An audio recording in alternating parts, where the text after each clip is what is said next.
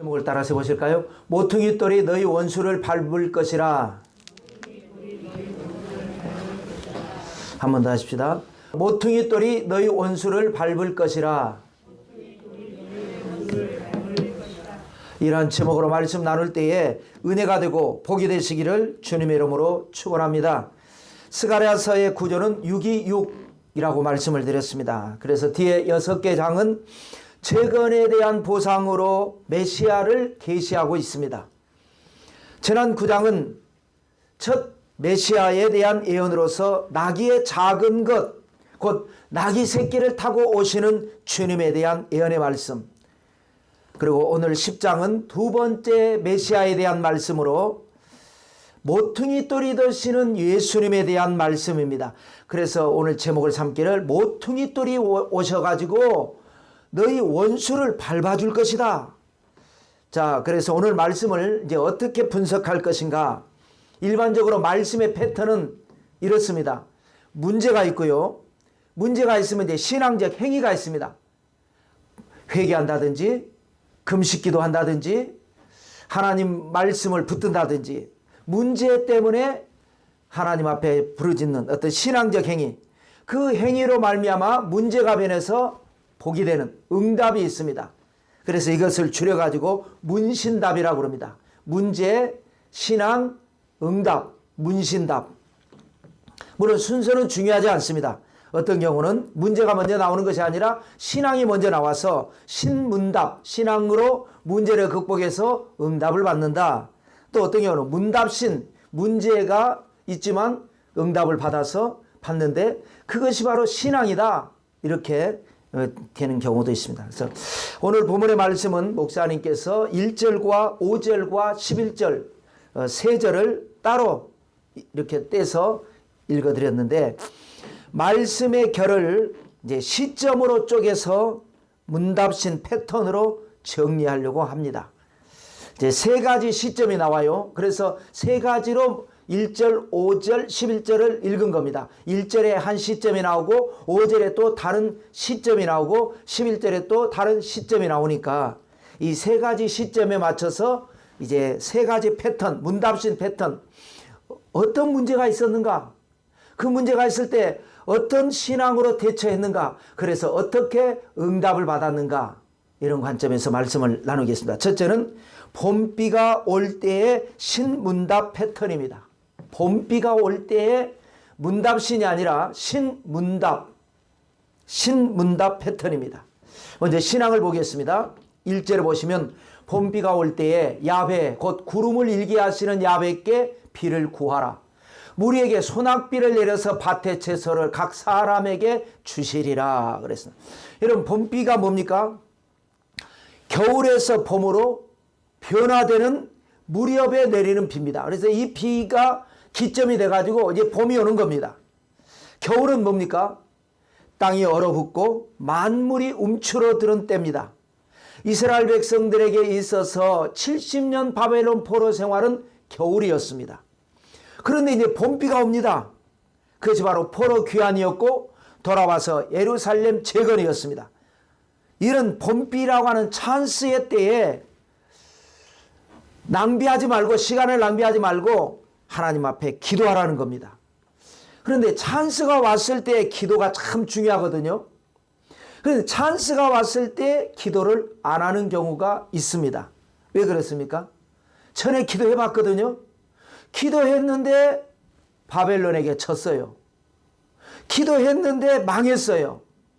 기도했는데 포로로 끌려가서 온갖 고생 다 했습니다. 그렇기 때문에 이제 마음속에 기도 무용론이 싹 튼 겁니다. 아유, 기도해도 소용없더라.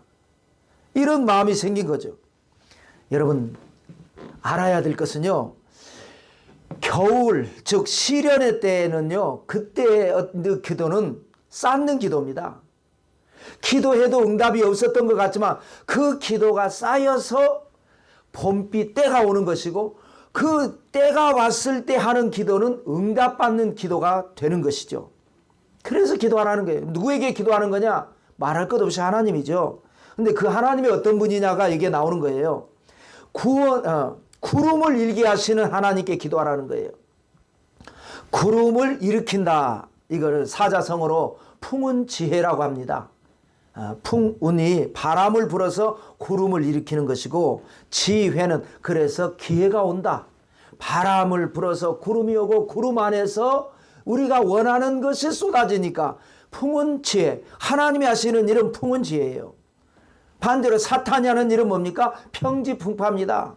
문제를 일으켜요. 그래서 기도해야 되고, 하나님이 하시는 일은 풍운지혜. 그러니까 역사하시는 하나님이니까 우리가 더더욱 기도해야 되겠죠. 자, 그렇게 신앙이 나오고, 그 다음에 이제 문제가 이제 뒤에 나오는 거예요. 그동안에 어떤 문제가 있었길래 하나님께서 이 봄비 때 기도하라고 하셨는가? 2절과 3절에 보면, 드라빔들은 허탄한 것을 말하며 복술자는 진실하지 않은 것을 보고 거짓 꿈을 말한 즉 그 위로가 헛됨으로 백성들이 양같이 유리하며 목자가 없으므로 권고를 당하나니 내가 목자들에게 노를 바라며 내가 순염소들을 벌하리라. 5가지 문제를 꼽을 수가 있겠죠. 문제 요소 하나는 뭡니까? 드라빔입니다. 가정수호신으로 점치는 도구였어요. 집에서 그냥 전문가가 아니라도 그걸 가지고 점을 쳐보는 거예요. 혼자서. 이 점 쳐서 나온 결과가 뭐냐? 허탄한 것을 말하는 게 드라빔이에요. 하나님께서 말씀하시는 것이 진리지 세상은 허탄한 겁니다. 맞지 않는 거예요. 그 다음에 두 번째 복술자예요. 집에서 혼자 점을 쳐보다가 답답하니까 전문가에게 가는 거예요. 점쟁이한테. 복술자는 점쟁이. 사울도 그랬지 않습니까? 사울도 엔돌의 신접한 여인을 찾아갔습니다. 그런데 복술자들은 진실하지 않은 것을 보고 거짓 꿈을 말을 합니다. 맞는 것 같아도 맞지 않아요. 세 번째는 순염소가 또 문제 요소입니다. 그래서 처음에는 저도 이제 헷갈려요. 왜 순염소가 문제지? 모세오경에도 모세도 순염소로 제사를 드리라고 했는데 양으로만 드리는 게 아니라 염소도 드리는데 왜 순염소가 문제냐? 순염소로 제사를 드리면 문제가 없지만 순염소에게 제사를 드리니까 문제가 된 겁니다. 이것이 그 다음 네 번째 문제 요소는 뭐냐? 목자들입니다. 목자들이 없어요. 목자에 대한 불신, 목자에 대한 반발로 인해서 어느 날 목자가 없어지는 시대가 온다.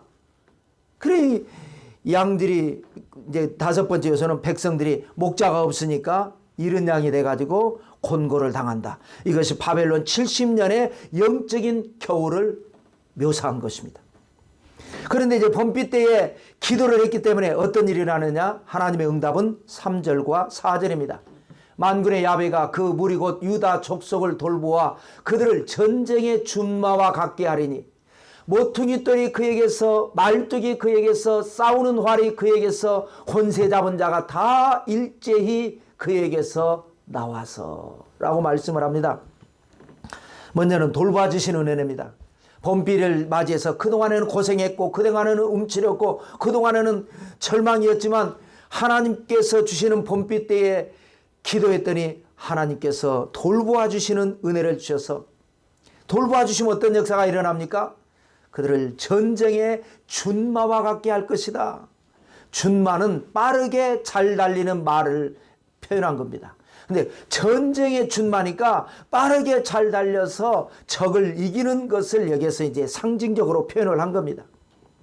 전쟁에서 이기게 하신다. 전쟁뿐만이 아니라 경쟁에서 이기게 하신다.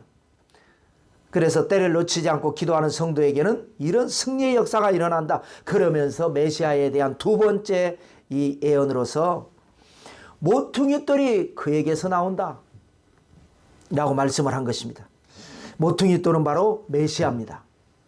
모퉁이 돌에 대해서 성경은 7번 기록되어 있는데 구약에 2번, 신약에 5번인데 구약의 2번은 이제 여기 스가랴에서도 나왔고 처음 나온 것은 시편 118편 22절과 23절입니다.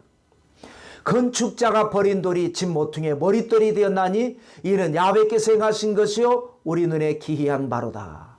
그래서 이 스가랴서하고 이 시편하고 두 군데서 나온 이 모퉁이 돌이 신약에서 나온 5번의 말씀 뭐냐?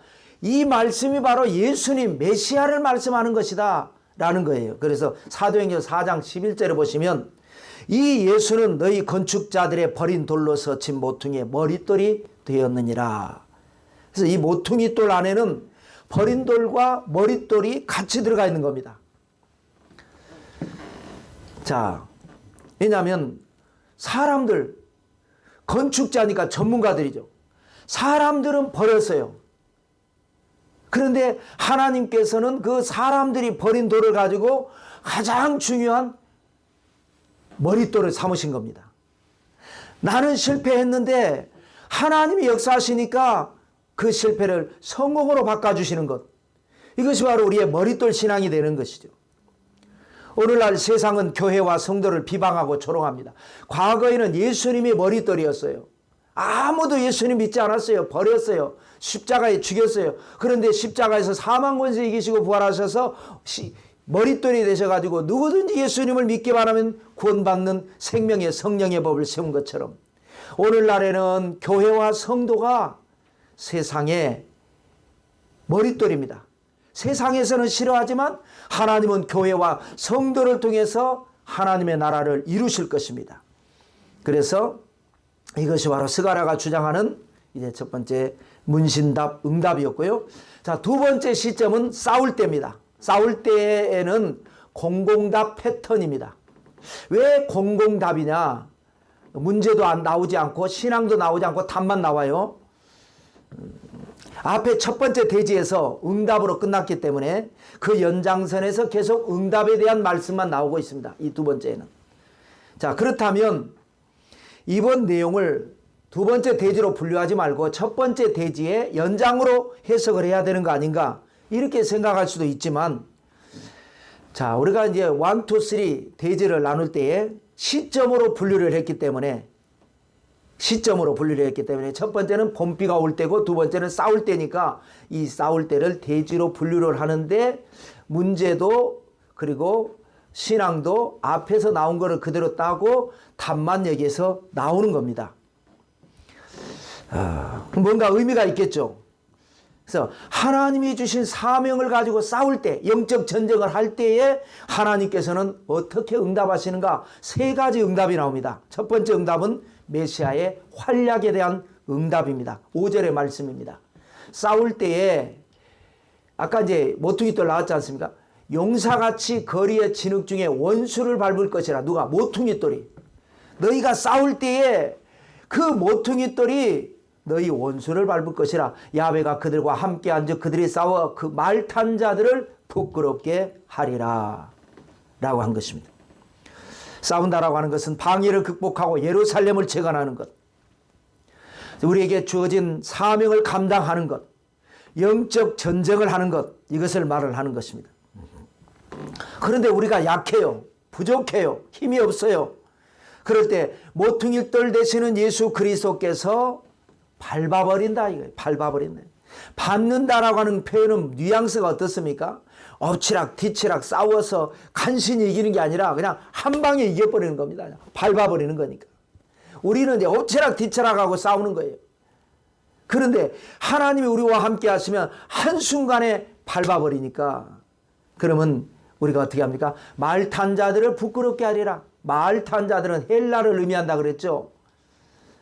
이스라엘 사람들은 나귀를 타는 것이고 강한 군대를 이겨버리니까 강한 군대가 약한 군대에게 졌기 때문에 부끄럽게 생각한다라는 것.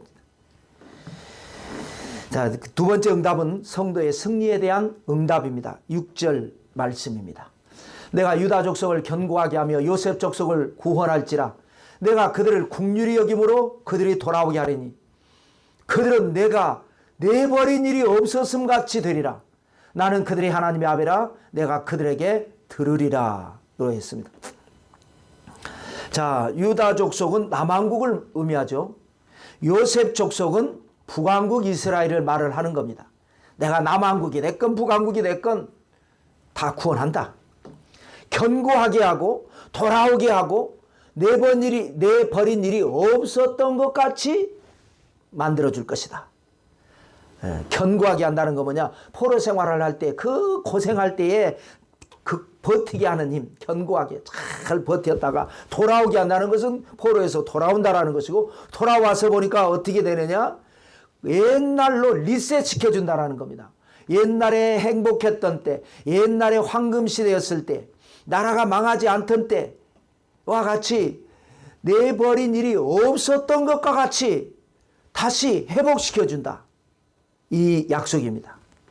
여러분의 삶이 회복되시기를 주님의 이름으로 축원하고, 건강도 회복되고 영적으로 회복되고 믿음이 회복되고 열정이 회복되셔서 과거에 이 고생했던 거, 어려웠던 때가 기억나지 않을 정도로 회복되는 역사가 일어나게 되시기를 주님의 이름으로 축원합니다. 그 다음에 세 번째 응답은 뭐냐? 승리의 결과에 대한 응답입니다. 7절과 8절의 말씀. 에브라임이 용사 같아서 포도주를 마신 같이 마음이 즐거울 것이요 그들의 자손은 보고 기뻐하며 야훼로 말미암아 마음에 즐거워하리라. 내가 그들을 향하여 휘바람을 불어 그들을 모을 것은 내가 그들을 구속하였음이라. 그들이 전에 번성하던 것 같이 번성하리라. 아멘. 고난을 극복하고 승리하면 어떤 결과가 있느냐? 여러 가지가 있겠지만 두 가지로 정리하면, 가장 먼저는 마음이 치유된다는 거예요. 마음이 즐거울 것이요 기뻐하며 즐거워하리라. 보통 이제 두 번 강조하면은 확실한 거를 얘기할 때 하는 건데, 세 번 강조하는 건 뭐냐? 굉장히 강조한 겁니다. 즐거울 것이요 기뻐하며 즐거워하리라. 이게 뭐예요? 여러분, 사람이 시련을 당하면요, 그 상처라는 게 있어요. 트라우마라 그러죠. 그래서 그 다음에 이제 세상이 좋아졌어요. 이제 달라졌어요. 그럼에도 불구하고 마음속에 남은 상처로 인해 가지고 즐거워하지 않아요. 그게 이제 상처가 되는 겁니다. 그래서 아무리 좋은 일이 일어나고 좋은 말을 해도 웃지 않아요. 이게 뭡니까? 치료받아야 할 마음인 겁니다. 하나님 그걸 치료하시겠다는 결과가 이제 너무 좋은 일이 일어나니까 처음에는 안 기뻐해요. 기뻐할 줄도 몰라요. 마음이 닫혀져 있어요. 심한 경우는 아주 집 밖에도 나가지 않아요. 사람도 만나지 않아요. 상처가 돼가지고, 트라우마가 돼가지고. 그런데 정말 좋은 일이, 큰 좋은 일이, 하나님이 일으킨 좋은 일 때문에 마음이 즐겁고 마음이 기쁘고 또 마음이 즐거워서 심령이 회복되는 것을 여기에서 먼저 말씀을 하고, 그 다음에는 이제 마음이 회복되니까 환경적으로, 물질적으로, 생활적으로 번성하게 하는 것. 그래서 번성하던 것 같이 번성하게 하리라. 전에 번성했던 것처럼, 이 번성이라고 하는 것은 세력을 확장하여 성하고 흥하는 현상을 말을 합니다. 그래서 중요한 건 뭐냐? 먼저 마음이 회복되어야 우리의 환경이나 삶이 회복되는 겁니다. 하나님께서 그렇게 역사하셨어요. 그래서 성경에 뭐라 합니까? 무릇 지킬 만한 것보다 내 마음을 지켜라. 생명이 근원이 이에서 난다. 네 마음이 스스로 문을 닫고 마음이 어둡고 마음이 괴로우면 하나님께서 하늘 문을 열어 축복해 주셔도 아무런 일이 일어나지 않는다.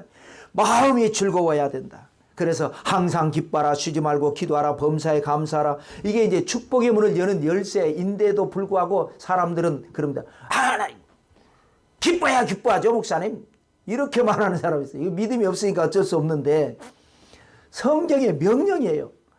좋은 일이 있건 속상하건 괴롭건 짜증나건 항상 기뻐하라, 쉬지 말고 기도하라, 범사에 감사하라. 이렇게 말씀하신 거 아니겠습니까? 자, 그 다음에 이제 그게 세 번째 시점입니다. 고난의 바다를 지나갈 때입니다. 이때의 패턴은 뭐냐? 문답신 패턴입니다. 먼저 문제가 나오고 답이 나오고 그 다음에 신앙이 뒤에 납니다. 원래 문신답이라 그랬죠.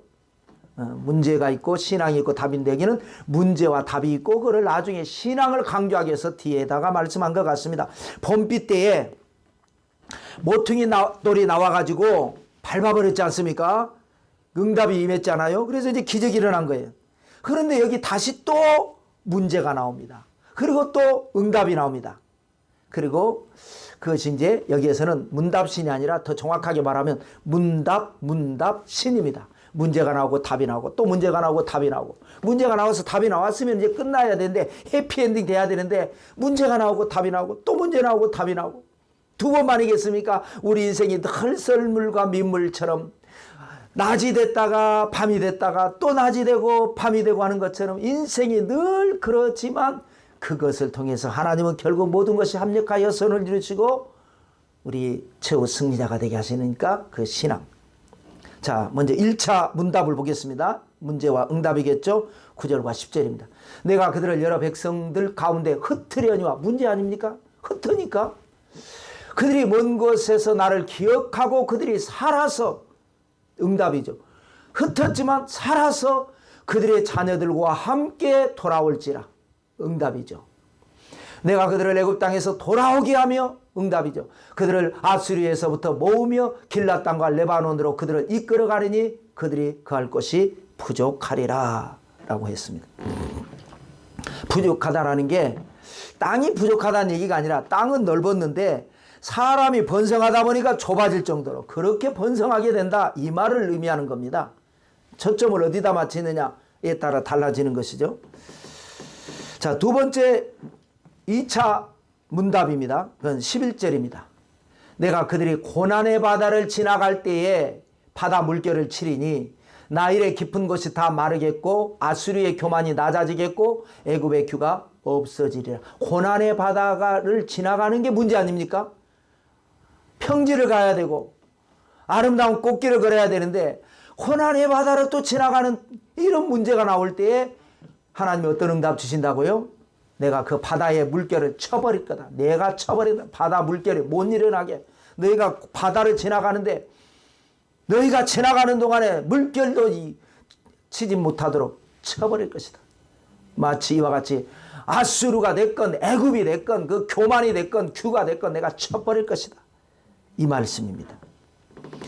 그래서 성경에 보면 예수님께서 사복음서에 보면 성경을 자세히 읽다 보면 물론 깊은 뜻이 항상 있지만 하나님이시니까 이유 없이 호수 저편으로 건너가자. 안 건너갔으면 될 텐데 호수 저편으로 건너가자. 또 어떨 때는 너희 먼저 가라. 그리고는 같이 가시면 되는데 굳이 당신은 남으셔가지고 산에서 기도하시고 늦게 오시니까 가다가 풍랑을 만나가지고 제자들이 난리법석던 거 아니겠습니까?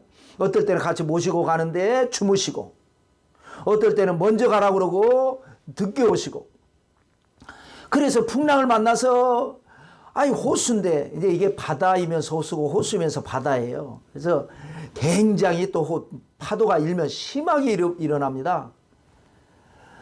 그래서 이제는 이제 다 죽었구나.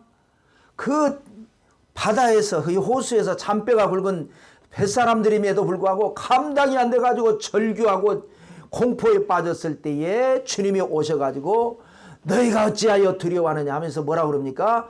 잠잠하라 고요할지어다. 그래서 그 고난의 바다를 잠잠케 하신 것이 지금 이 스가랴가 예언한 것을 그때 예수님께서 퍼포먼스 보여주는 겁니다. 이렇게 된다. 이렇게 너희 인생에 어떤 문제가 다가오든지 두려워하지 마라. 놀라지도 마라. 잠잠하라 고요할지어다. 기적은 일어나는 것이다. 그 보여주려고 하는 거예요. 스가랴가 이렇게 해냈고. 여러분 그렇습니다. 우리가 좋은 일이 있다가 문제가 터졌다가 또 기도하니까 그 문제를 극복하고 모퉁이 돌에 나와가지고 밟아버리든지 그런 좋은 일이 있다가 또 문제가 터지고 그러나 또 기도하면 또 응답이 임하고 응답이 임해서 좋았다고 희낙낙하고 있는데 또 어디선가 문제가 터지고 그 문제 때문에 또 울고불고 기도했더니 또 그걸 극복하게 하고 이게 반복되는 겁니다. 계속 반복되는 겁니다. 그래서 최종 결론은 뭐냐?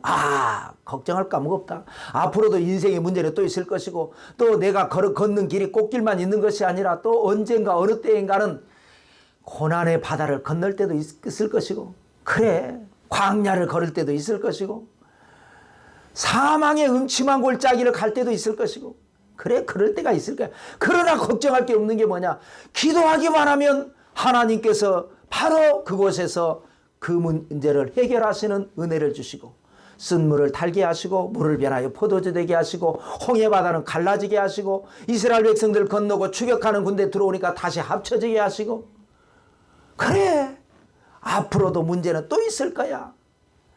그러나 문제보다 더 강하신 하나님, 나보다 나를 더 잘 알고 나보다 나를 더 사랑하신 하나님께서 모퉁이 돌의 능력으로 사람들은 나를 버리고 사탄은 나를 공격하지만 하나님께서는 우리를 가장 아름다운 가장 귀중한 머릿돌로 세우실 것이다. 이런 믿음 가지라고 지금 이리 꼬이고 저리 꼬고 이리 꼬고 저리 꼬아서 계속 몰고 가는 겁니다. 믿음을 가지라. 믿음을 가지면 안 되는 것 없다. 이 말씀을 하는 겁니다. 그래서 이제 신앙, 문답 두 번 나왔죠. 그 다음에 신앙이 나옵니다. 12절 말씀입니다. 내가 그들로 나 야훼를 의지하여 견고하게 하리니 그들이 내 이름으로 행하리라. 나 야훼의 말이니라. 어떤 신앙을 가져야 됩니까? 야훼를 의지하는 신앙. 하나님의 이름으로 행하는 신앙. 여러분 우리가 사는 것이 행함이 아니겠습니까?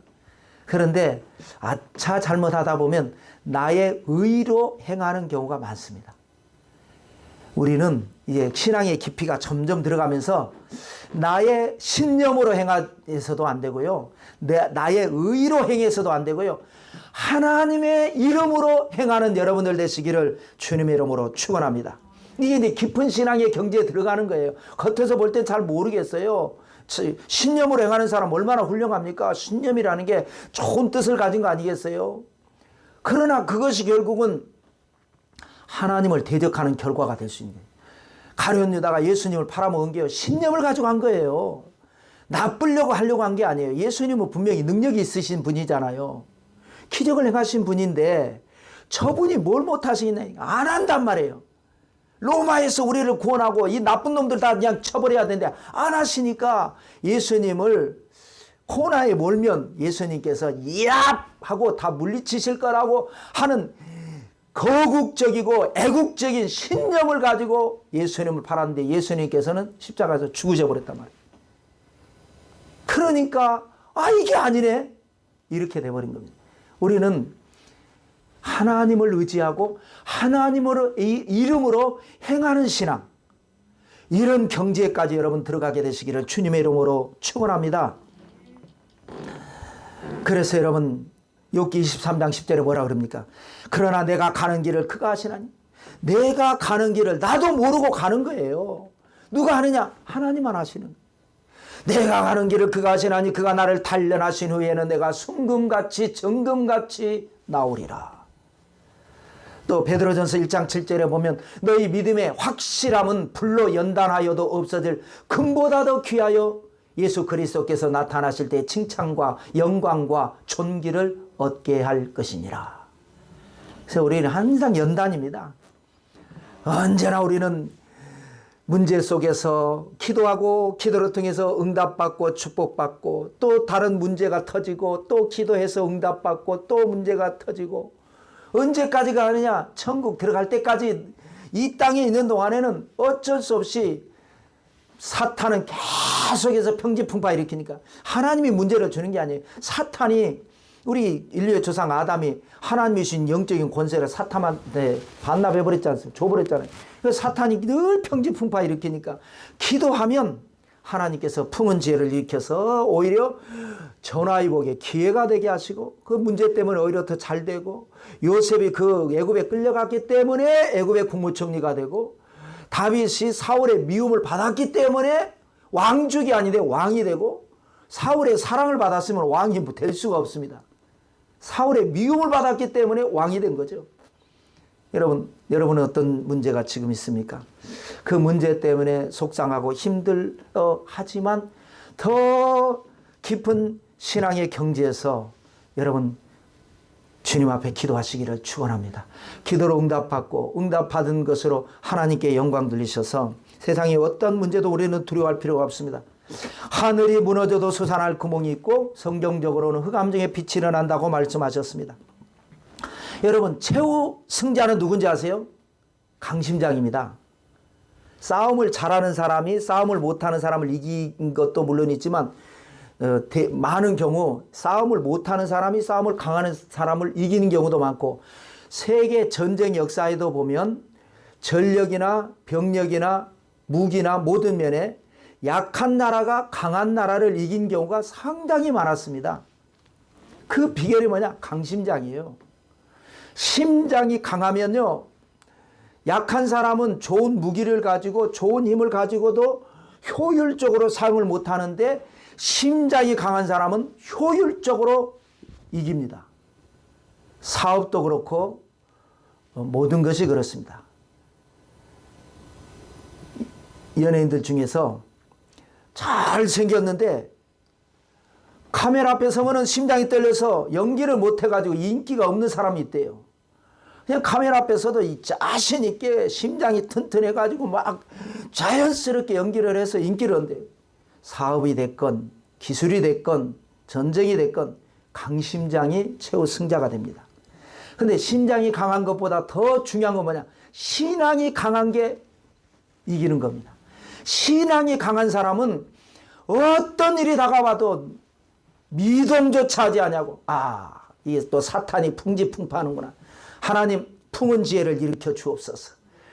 이게 또 이 문제가 일어난 거 보니까 또 내가 알지 못하는 그 비밀한 더 좋은 일이 뭔가 있으려고 이러는가 보구나. 그리고 쫙 막 불같은 기도를 하고 성령의 기도를 해서 또 응답받고 축복받는 사람. 여러분 강심장 아니 강신앙 되셔서 기적의 주인공들 다 되시기를 성부와 성자와 성령의 이름으로 축원합니다.